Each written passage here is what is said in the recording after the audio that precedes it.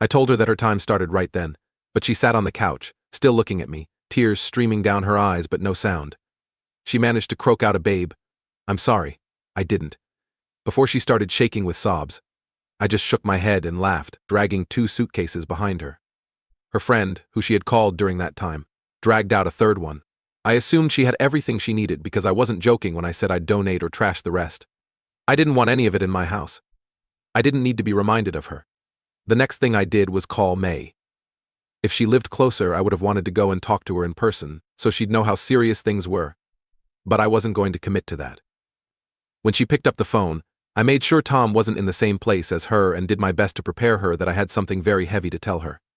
When she said, "Out with it already," I just let her hear it. I had to tell her that I wasn't sure if I had made the right decision by telling her, or if she would have preferred to not know. She only apologized and said that she was glad I told her. That's what she would always want. She seemed shocked that my ex-girlfriend, her friend of many years, would hurt her like that. I felt for her. She said she'd handle it and thanked me. About a week later, my ex-girlfriend called me, and for some reason I bothered to pick up to hear what she had to say. She was angry at me for ruining their marriage. She seemed altruistic as she claimed that it was fine that I broke up with her. But I didn't trying to be morally upstanding in any way. The next thing I did was expose her on social media. Instead of doing it myself, I hired someone for cheap to help me do the grunt work in her comments. I gave him the whole story, including the conversations, and he began working on all of her social media pages. Apparently she couldn't post a new video without him. She hasn't posted in 2 weeks, which is strange because she usually posts 5 times a week. Something about that makes me happy. I know she may be waiting it out, but I'll be back when she decides to try to bounce back. The internet never forgets. Now, here's the funniest part. When May told her relatives that the marriage was over, they were obviously very curious about why. Relatives of hers? They went to Tom's house and roughed him up, but the best part is that they went to my ex-girlfriend's house too. I don't know how they got her address, but they scared the crap out of her, and last I heard, she left her sister's place and moved out of the state. Extremely funny that her cheating somehow made her run like a fugitive. So, I broke up with her, made sure the cheating groom was caught by his wife, dismantled my ex's online career, kicked her out and threw some of her stuff, got the ape eaten up just enough, and had my ex frightened enough to run out of state. Evening messages followed. I knew my girlfriend was going to the room where their traveling makeup artist was doing makeup before reading the texts. She messaged Tom. I soon left and joined May's conversation regarding my lover, and that she was leaving was her meek reply. I was scared to discuss the text with Tom, but their evening chat was puzzling, if you won't confess. He broke down before I could finish, apologized, and admitted he had a crush on her. He said they had a lot in common, spent a lot of time together, and that she admired him, which flattered him. He felt lonely because of his work, so he started enjoying spending time with her. Nothing else happened. But he felt guilty and ashamed. He replied no. After that, she tried texting him, but he didn't respond. Then, she texted that she missed working and talking with him in the office, and asked if she had done anything wrong. He said she hadn't done anything wrong, but he would prefer that they keep their conversations professional from now on. He willingly linked his phone to our iPad, so I could see all of her texts. And I've never had a crush on anyone else, no matter how attractive. I was with my previous boyfriend for 10 years, and didn't have a crush either. I decided to give him another chance because apparently it's not normal for me not to have a crush. He was very grateful for a second chance, touches and kisses. My mind thinking up sarcastic responses to everything he says and does. I don't say any of those mean things out loud, BTW. He repels me. Now I'm starting to feel attracted to other men, which only happens when I mentally withdraw from the relationship. Is there a way to overcome this? Have you had any experience with this? No amount of promises, effort, or guilt can restore trust. You must trust your partner with your body, feelings, and life. Dear Juice 1560, I think you subconsciously feel unsafe and are checking out. He didn't say anything until you did, so I don't blame you. It wasn't just an innocent crush he was playing into it, as she was too to say she misses him. Then him looking for another woman while I'm still postpartum. It might be better to break up before marriage and children complicate things. Should I just hope he doesn't do it again the next time things get difficult for him? If I hadn't confronted him, how far would he have gone? I love him, but I don't trust him. I don't know how to move past this. Bullshit. Update 2. Yesterday afternoon, I had the courage to talk to him. I asked him not to interrupt me until I finished and told him everything that's been on my mind since I found out about my distrust, disgust, and loss of respect for him. I stayed calm and didn't insult him. I told him that what he did was emotional cheating and that I'm not convinced that that's where it stopped, and that I appreciated the fact that he read all of those individual therapy as well.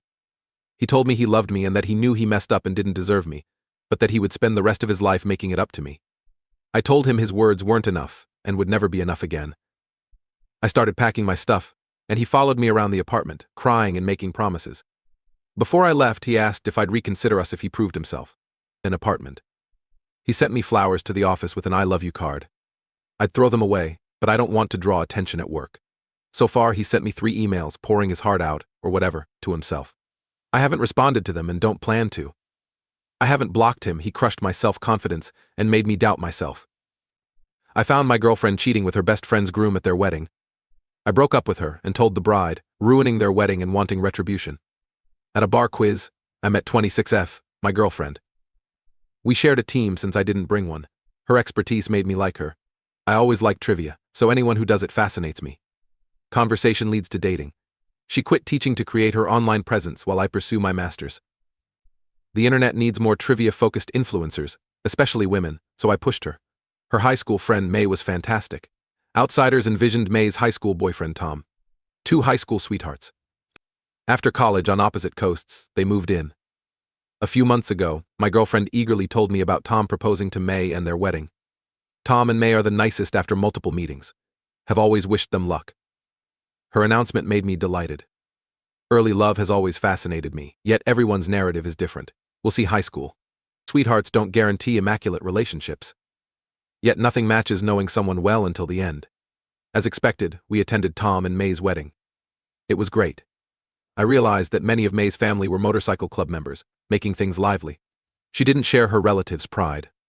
They were decent. Some were intimidating but nice. I wasn't as emotionally connected as my girlfriend because I only knew them briefly, but their love affected me. I started small talk with a guest who attended the couple and my girlfriend's high school, which went wrong. I pointed out my girlfriend to him and observed her with the groom behind a wall with serious looks. Bride was talking to friends elsewhere. Finished. I'd watch Tom and my girlfriend talk quietly. Not my issue.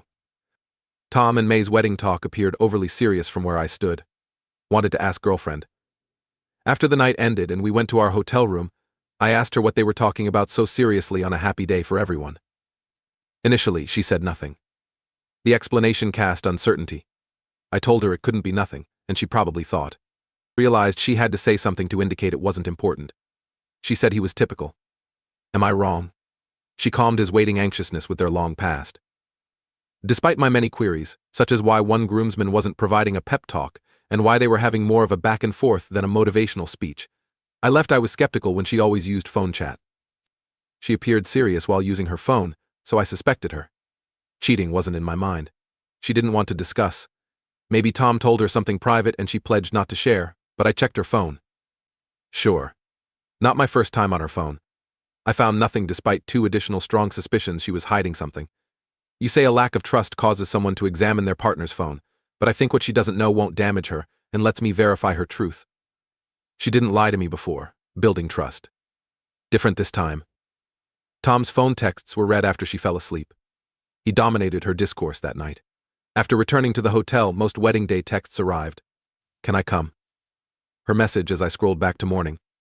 I emoji reply. After that, he agreed. Then we'll both be fine, my girlfriend said.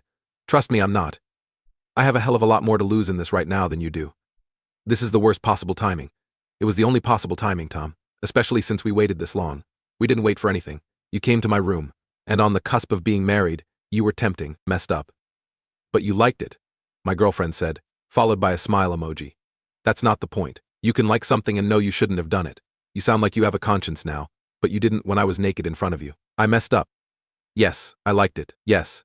This will never happen again. It was like a dream come true for me. I just want to hear how good it was for you. Give me something to treasure if this can't happen again.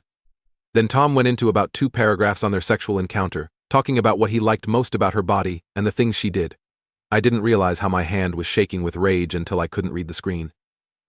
After I confronted him about feeling neglected, my fiancé admitted that he has a crush on his coworker. I forgave him, but now I'm repulsed by his touch, so I ended our 4-year relationship. I 35F, and fiancé, 43M. My fiancé is self-employed, but he often works with other companies. Sense into my thoughts, but everything was a jumble at that time. It was the kind of emotional pain that hurts physically. I just wanted to curl up into a ball. However, I could end things without divorce because I knew I was dating a cheater. Tom and May had just gotten married, and I couldn't imagine my girlfriend and I's wedding would have been like that. More than 2 years away. I could have ended up with a cheater without knowing it. I know I want to break up with her, but May just got married to Tom. I don't know if I should tell her what I know. It's morally right, but some people prefer blissful ignorance to a truth that will hurt them irreparably. I'm confused, but I've been dating this girl for 4 years and I'm so hurt. I need to get back at her without doing anything illegal, as much as many illegal things have been appealing to me. I'm looking forward to what you can all suggest I do to help. I'm not trying to be a homewrecker, especially this early in a marriage, but I think it might have to be the way I go. Edit 2. One commenter said I should get in bed with May because it's the most equal form of revenge. I was amused by that, and it seems like the commenter was joking. Argument for why you should stay with a cheater if you have all the circumstances to dump there at SS. That's what I'll be going for. Hello friends, I'm back, and I'm happy to be able to deliver this update so soon after the last post. I think it's been about a month, but I'm very happy with how things have gone, and I don't think they could have gone any better. Evans. When we returned home from the wedding, I told her I wanted to talk to her. I made sure we were both sitting down and said, "I know that you slept with Tom." She went white and her eyes bulged. She started stuttering like she was trying to defend herself, but it was obvious that wouldn't work. She didn't know how to defend herself.